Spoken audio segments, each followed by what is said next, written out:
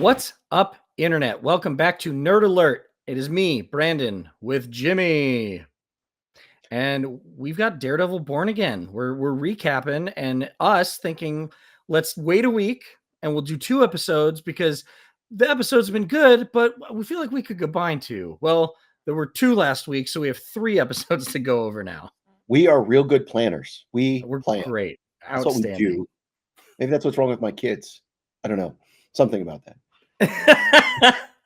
I love this evolution of Daredevil Matt Murdock. It's nothing new as far as Matt Murdock not wanting to be Daredevil, but then realizing he has to be Daredevil. But I just love the way they're portraying it. I love the little Easter eggs we're seeing. And I've talked a little bit about the comic book side of things, and I love Daredevil. He's actually one of the first comic books I ever read.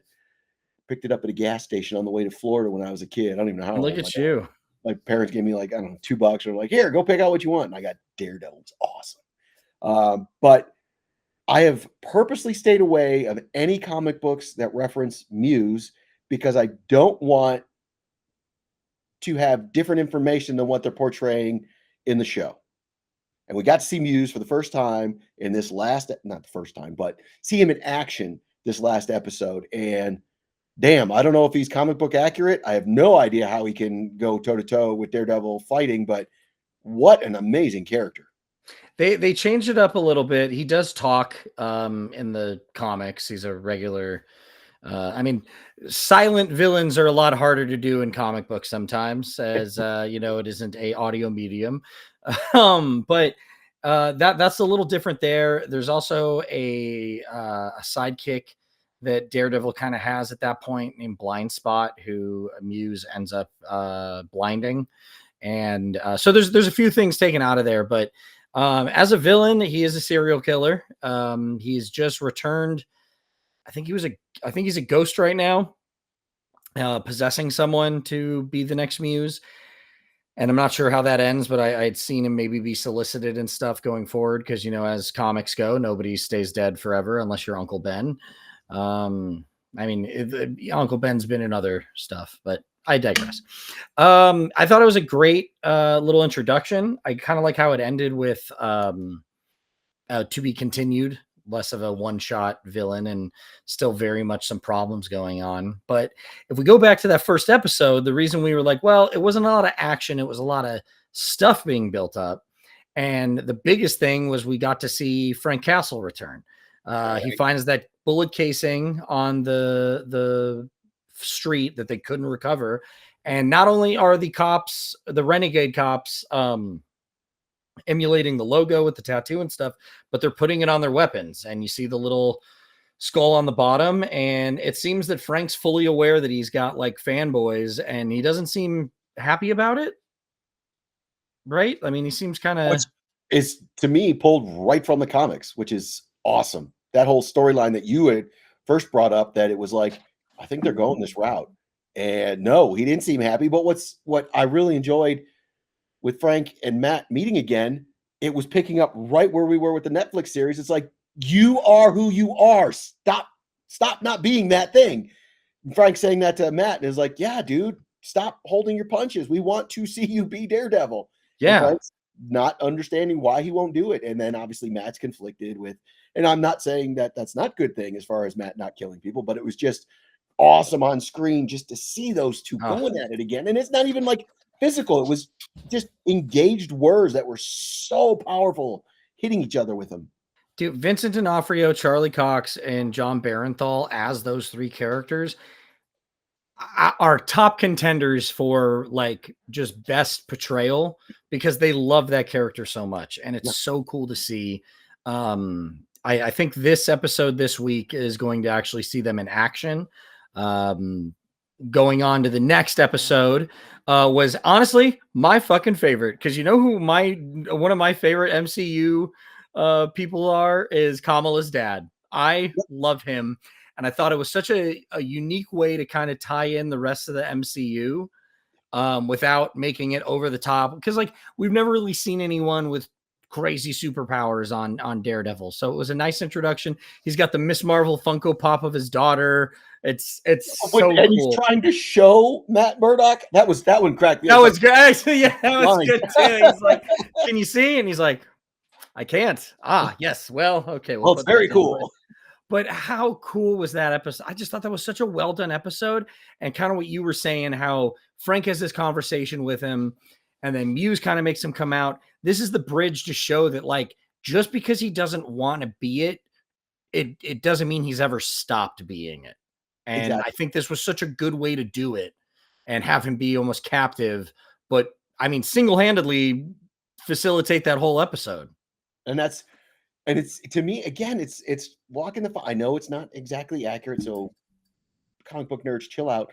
But to me, it walks the line of this is so accurate to the comic books, and that it seems like everybody in the world knows Matt Murdock is Daredevil, and they always been like, "Oh no, no, no, no, Matt died, and Daredevil's still around." Okay, whatever. But he's using his powers as a blind man in front of Kamala's dad, and it's like I get the sense he knows what that lifestyle's like, and he's Matt. There's no way Matt's that ignorant to not know Kamala Khan, Miss Marvel, as he was playing in the show, because it's like he keeps tabs of things. Come on, he's got to have some kind of knowledge of who this person is. Well, I mean, that's But what he's funny that doing, he's playing doing all stupid. exactly, that's what he does. But Yeah. that's so hilarious that he's doing all these things as a blind man right in front of her dad, and he's like, okay, yeah, okay, you're blind, right? Yeah, yeah, cool. It's so good. Like, but I also like he pulled the same line that he does in Spider-Man. Oh What kind of yes, lawyer are you? A very good one. Like, oh man. But I almost wish they would have done something with like him listening to Mr. Khan's heartbeat when he was talking about Miss Marvel to maybe oh like yeah, notice that, like, hey, this guy's get really excited talking about her. Like, yeah, maybe there's a closer relationship here, and that's maybe why he was a little bit more open to being himself that around could be. him. But such a good episode with that. The bank robbery was great.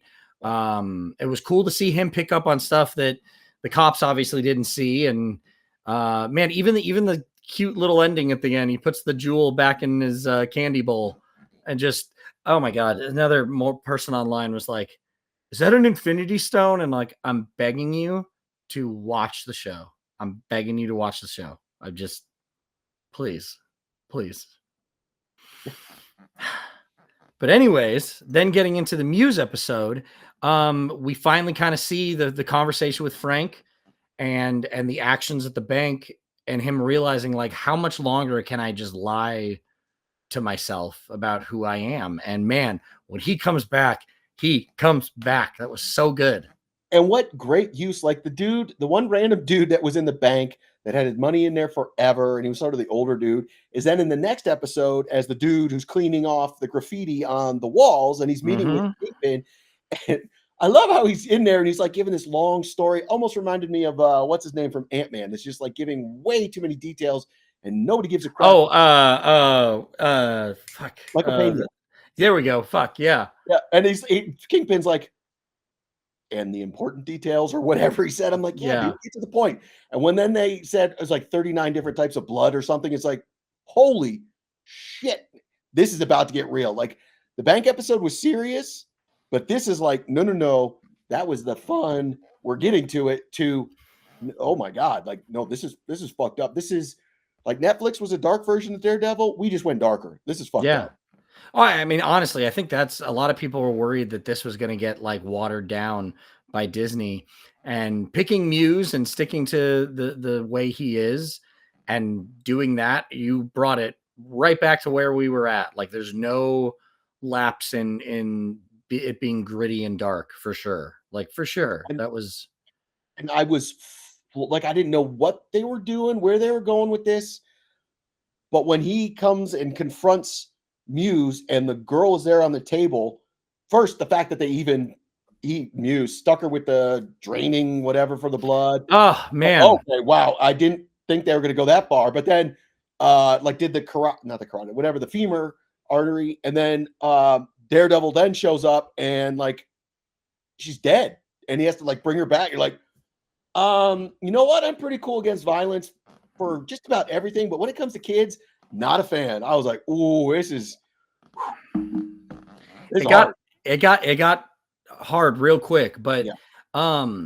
I think that's like something, whether anybody realizes or not, she does become the White Tiger too, as well. So we're also laying pieces down for this possible. I've seen that they might not do Young Avengers. I think they're going to call it the Champions, which is also a team in Marvel, which I don't know. We'll see what happens with that. But I mean, that's another contender to add to this roster of, you know, Miss Marvel, Hawkeye, Stature, all the Wiccan and Speed and all that. Everybody under the age of 30. Yeah. Yeah, 100%. Well, I think Haley Steinfeld is now at that age, and I think that's why they were almost going to not call it Young Avengers, because some of these actors are getting older, and it's like, how much longer is she going to be convincible as a 17-year-old? So Champions is less of a young label and more of a different team of young heroes, I guess. But that's still more stuff they're building. And I just think it's cool because we had so much expectation from the Netflix series, and they're doing a great job of honoring what we wanted to see and folding in the MCU and not have it seem forced or silly.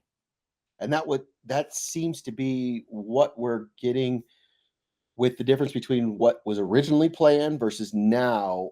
I almost thought it was fan backlash at first, but I'm like, well, how the fuck would the fans know? I really think it's these actors who are like, this is not what our characters would do. So you have Charlie Cox, you have John Barenthal, you have Vincent D'Onofrio speaking up. You're like, Kingpin wouldn't do that. Daredevil wouldn't do that. Matt Murdock wouldn't do that. Punisher wouldn't do that. And it's like, thank you, because I don't know what you guys had planned, but what we're watching is phenomenal. I am so I can't imagine them doing it any way different. Like, this feels like such a great continuation. And yeah, I mean, I'm happy we didn't go with whatever they thought, because if those people were not happy with the characters that they now know so well, who knows what kind of gross travesty this could have been comparatively. And what's amazing is this is how awesome those episodes were, and that we have this awesome new villain in Muse. We didn't even talk about Kingpin. And oh man, you're right. That was a whole nother he's doing, and is what is it, Matt? Vanessa's his oh my God, that's not just torture. That is I own you, literally own you. Everything like, you can do in life, I own this. You tried to cross me and watch what I can do. And I'm gonna be honest with you. If that was my situation, whether I've been down there a month or a year, if a man throws me an axe and still comes in empty-handed, I'm good, dude. I'm not taking that fight. I'll sit in this cage for the rest of my life. Like, if you threw me a weapon for my benefit and you have none, I'd be like, you know what? As long as you keep feeding me, dude, I'm good, man. I don't need to get my ass kicked. You clearly are confident in how bad you could fuck me up. Exactly. And that was so good, man. Like, you see him in the and that was another thing too, is kind of this whole thing with him being mayor. It's interesting because with Echo, you made it feel like there might have been a legitimate change.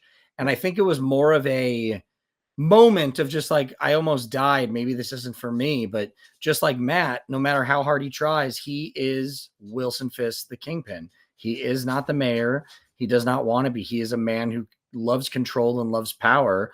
And even with him putting together this task force, you can tell he is just like, this is my city, and now I'm in charge of it on paper, and I'll be in charge of everything else any other way I need to. Yeah, and that's just it. He's consolidating power, and he's not the same Kingpin, but he's still the Kingpin. Actually, we have been rereading the Chip Zdarsky run. So good. Loved it. To me, it doesn't hold up as well, given some of the stories that have happened since, specifically Elektra taking over as Daredevil. Well, that happens in the run. That happens during his run. I'm at the beginning of it. So when he becomes mayor and he's starting his own consolidation and all that in power in the comics. It's just like interesting. And this is one of the reasons why I didn't want to do Muse, because I started this and I'm like, well, now I'm getting confused between the show and the book, just because I'm like, what was in the book and what was in the show? Because I'm old. All right. Deal with it. But it is so good just to see the similarities of, hey, there's a pothole in this bridge or whatever. Fix it now. We don't need the bureaucracy. We don't need any of this. And as dumb as that sounds, that's the power, not just the mayor, that's Kingpin. We're going to do it now. No other mayor before had done it. Now he's the one who's like, no, this is how it's going to be done.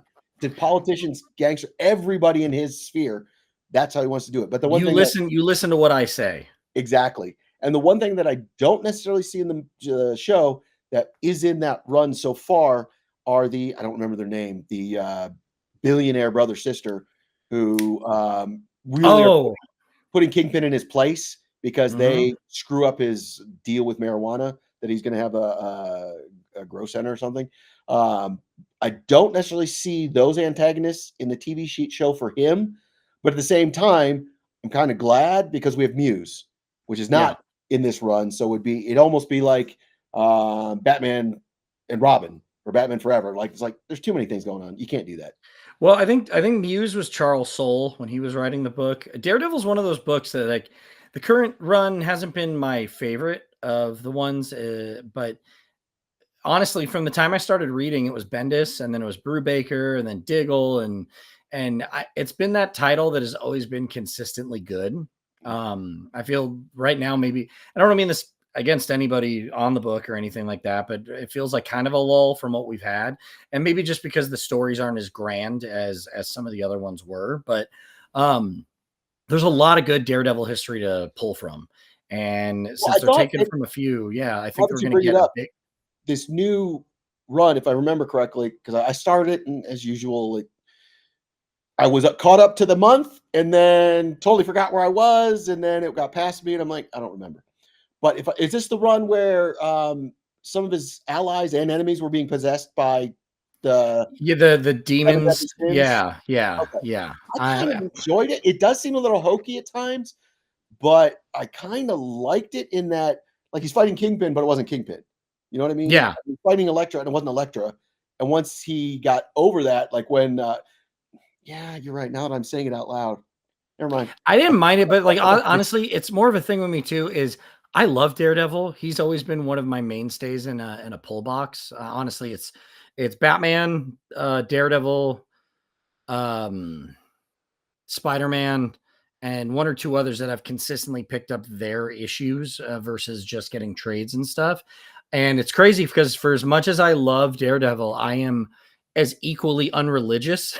And I always forget that, like, at his core, Matt Murdock is a religious person and a religious man. So when those heavy tones take over some of the stories, I'm not as And that into is, it as I used to be. So, like I said, and he's nothing literally a wrong with priest the in this. run. Literally Yes, a priest in this. He's not a and lawyer. that's just never my favorite, which is fine. There's different facets to every hero and different phases and all that, but that's always kind of my least favorite Daredevil run is the church stuff. But But I yeah, love I that though, because that's when he becomes, to me, more of the devil. When he sort of admits that, and then he's like, "Damn it, I can't be this scion of God. I'm the devil." yeah, That's and he always comes back to realizing, like, no matter how much I want to do this one thing, I can't because I am this person now. I And got the devil in me. just like that, it goes back to the conversation with Frank, and I just think it's cool that you are pulling that from the comics of understanding that these two men know exactly who they are. And I love And how cheesy it is that the little horn that he got from the episode 1 with Foggy, and now he's like, "Yeah, like, I don't care how no, cheesy it is. It was awesome." it was great. Yeah. Oh, how good was that too? He's like, did Foggy get life? And it's like, oh, you son of a bitch. "Why you gotta hurt me so bad?" Ah, why did you see that? Oh, I hated it. And that's what I mean. They weren't fighting with fists and stuff. It just their sparring with the words Oh, were hurtful. So hurtful. yeah, but I mean, so far this series has been great. I love this series. This is everything I could have hoped it would be, and I'm glad it's been delivering. It's just been such a relief. Exactly. And it really, like you're saying, and I wish people, Daredevil's a name, and I think it had a following from Netflix, but go back and watch the Hawkeye series that was on Disney Plus, which was awesome, which leads to this because it was the first time Kingpin came back into the MCU. And then Echo.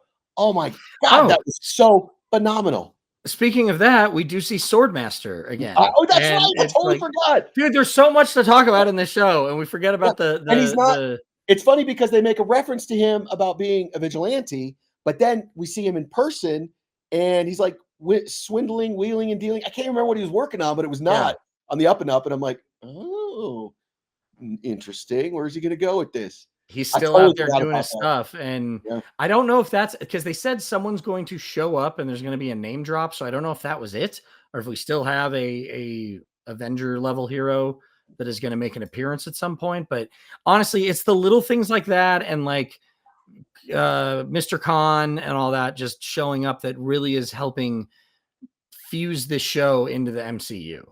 All right, let me throw this out here. Because Okay. we've had all the contracts or whatever. Yeah. Peter Parker is going to show up. So I hope Peter Parker shows up, because they said you cannot use Spider-Man in live action television, but they didn't say Peter. So I'm really hoping we get a little time. I would lose my shit. But here's the thing. Identifying marks, so to speak, like visually recognizing somebody, is different than Matt Murdock's ability, almost like Wolverine, to see who somebody truly is.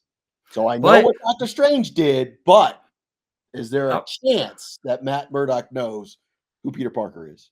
Like, I represented you, because he can't. I don't know. We'll see. And who knows? Even if you just see him deliver coffee, I would be so happy. Like, if you had him walk by the camera and just pause for a second and look around, that'd be enough for me.